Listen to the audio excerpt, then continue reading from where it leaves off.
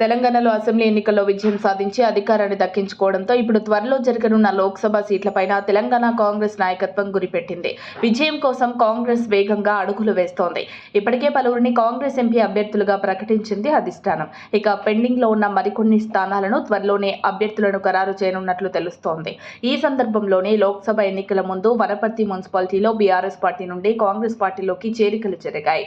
Wanaparthy MLA Thudi Megha Reddy, Nagar Kurnool MP అభ్యర్థి మల్లు రవి ఆధ్వర్యంలో BRS కు చెందిన 8 మంది కౌన్సిలర్లు ఆదివారం బీఆర్ఎస్ కు గుడ్ బై చెప్పి సోమవారం కాంగ్రెస్ పార్టీలో చేరారు. దీంతో కాంగ్రెస్ పార్టీ మద్దతుదారుడే చైర్మన్ గా ఎన్నికనున్నాడు. 25 మంది బీఆర్ఎస్ కౌన్సిలర్లలో అసెంబ్లీ ఎన్నికల ముందు 2 కాంగ్రెస్ పార్టీలో చేరారు. ఎమ్మెల్సీ ఎన్నికల నేపథ్యంలో మాజీ మంత్రి నిరంజన్ రెడ్డి చైర్మన్, వైస్ చైర్మన్లతో రాజీనామా చేయించారు. అయినప్పటికీ అసంతృప్తితో ఉన్న కౌన్సిలర్లలో 8 మంది కాంగ్రెస్ కండువా కప్పుకున్నారు. ఆదివారం చేరిన 8 మందితో పాటు ఇప్పటికే కాంగ్రెస్ పార్టీలో ఉన్న 10 మంది ఎమ్మెల్యే ఓటుతో కలిపి 19 మంది అవుతారు. 33 మంది కౌన్సిలర్లు ఉన్న వనపర్తి మున్సిపాలిటీలో 17 మంది మెజార్టీ ఉంటే సరిపోతుంది.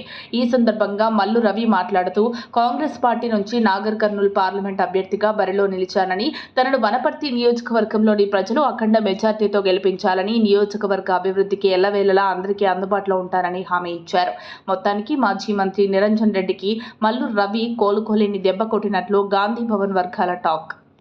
మరిన్ని అప్డేట్స్ కోసం మా కాయ్ టీవీని సబ్స్క్రైబ్ చేసుకోండి. మా వీడియో కనుక మీకు నచ్చినట్లయితే లైక్ చేయండి, షేర్ చేయండి. మీ విలువైన అభిప్రాయాలను కామెంట్ బాక్స్లో తెలియజేయండి.